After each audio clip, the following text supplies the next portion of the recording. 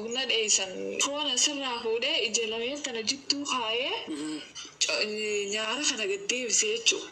Nyaara eegas booda qubaan fuudheeti ija tana keessa akkanatti na rige. Ogguun ija tana keessa akkana qubaan na rige ija takkitti tana kanneen fitumaan takka kana ija tana honoodha. Nana garta uummata. Kusin argu. Na gartee ija kana kanneen fitumaan kan akkana qabadhee harka tokkoon ulaa firraa banee jechuudha. Hanga kana gubadhe jeegiseen iyyuu zaa sagalee namni hundi rafu jirani. Malee eessuma fiyyaatiin deeme. Ani akkootiyyaan na guddisee mana eessuma fiyyaa mana abbaas hajaamu dhaqe. Achirratti abbaasee keenya gubadde barbaade ulaan irraa bani jeeti akkana karradhee. Argaan turre yeroo sana in argue ijji kiyya achumattu ijji namaatu bishaanii achuma yaa'u jirti jechuudha. Osuma yaatuutiin zaa sagalitti.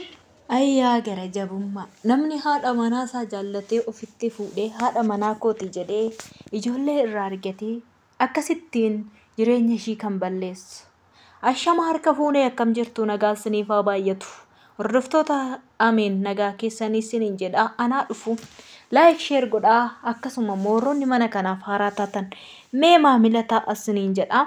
Waa xiqqoo ishiin irraa dubbachuu barbaade waa'ee obboleettii keenya Ayyaan Turraay. Baay'ee kan na dhibe keessa ijoolleen keenya dhiiraa dubartoota maaf akkas akka miidhan garuu hin beekwani. Guyyaa tokko garuu akka itti faradamu hin beekamaadha.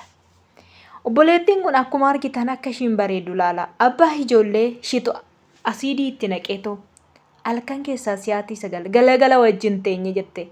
Galgala wajjin teenye waarrannee halkan keessaa yeroo sa'aatii sagal ga'u asiidii bitatee qopheeffatee waarrateet. Ishiin raftee daa'ima ishee of jala keessee yeroo raftu kanatti fuula ishiitti asiidii naqe. Abbaa manaa akkanaa laala. Ijoollee ani waan hin jedhu sana wallaalchise beektu. Abaarsa maalii akka ta'ee fi gara jabummaa maalii keessa akka ilmi namaa kun jiru. Yeroo waan ta'ee waan hin dhagee keessa namni kuni nama haadha manaasaa tureera namni kun jechaadha inni waddalamee jira. Haadha manaasaa haadha ijoolleesaa ijoollee 8 nama deesseef akkasuma ijoollee kaanillee kan heerumsiifatan wajjumaan kan fuusifatan. Maal godhe seetan ofii isaatiif ishiin bakka ishiin ciiftutti billaadhaan qalee ajjeese jechaadha. Namni kun gara jabeessaan maaliif akka ta'e hin beeku.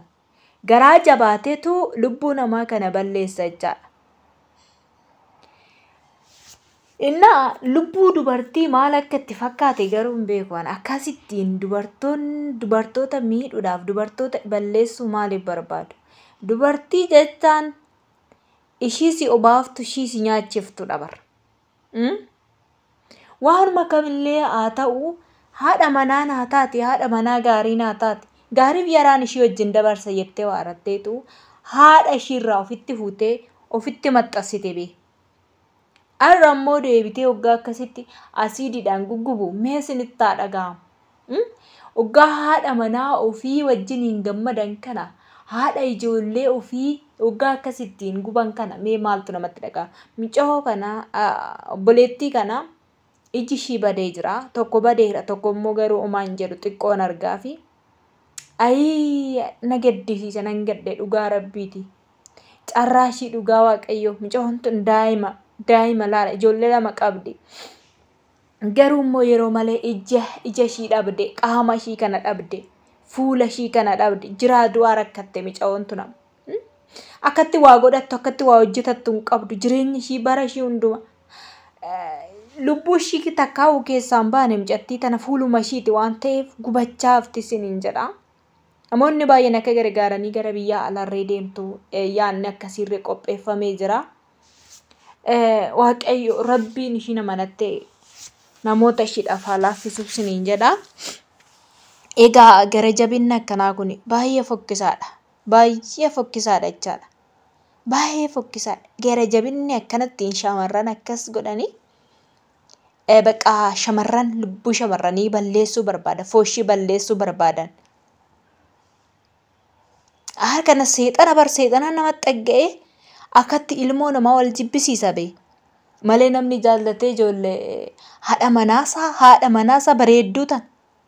Fokkiftuu yoo haa taatu bee haadha manaasaati miti haadha ijoollee isaati ijoollee kana eessan naqxe. Eessan naqamee ijoollee kana. Akka ittiin eenyuudhaan qo'i suura isaa maaliif biratti maxxansina namittichi suura ijoollee isaa wajjiniin hin ka'u moo maalidha iyyuu waan sana dhibe bara.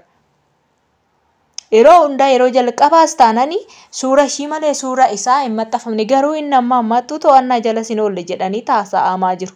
Inni dhokatee jira jedhu biyya biraatti darbe. Harka namaa jalaa dhokata malee kun harka rabbii jalaa dhokachuu hin danda'u. Maaliif seetan hin qaba. Dhugaan mucattii tanaa inni isa qaba jechaadha. Eessa iyyuu ga'uu hin danda'u. Akka ija ishii balleesse ishii immoo isuma olii isa rabbii isaa amanatteetu ishiidhaaf farada siniin jedha. Baay'ee tokko waan nama gaddisiisu baay'ee nama gaddisiisa jechaadha. Carraa ishii dhugaa rabbii. Micoo bareedduu akkanaa kana waa'ee baay'ee tokko nama gaddisiisa. Kanumaan siniin jechuu barbaade hordoftoota keenya asumaan adaraa keessan laayikii gochuu hin dagatinaa. Laayikii godhaame yeroo viidiyoo daawwattanii hin bayinaa. Laayikii tuqaa siniin jedha. Laayikiin keessan namoota baay'ee biraa akka ga'u godhaa siniin jechuun barbaada. Waan dhaggeeffattaniif yeroo keessan kennitanii hedduu takka galatoomaa. Carraan akkanaa kun rabbiin isin hin naqqabsiisin. Jireenya keessan maatii keessan hin dhaqqabsiisini.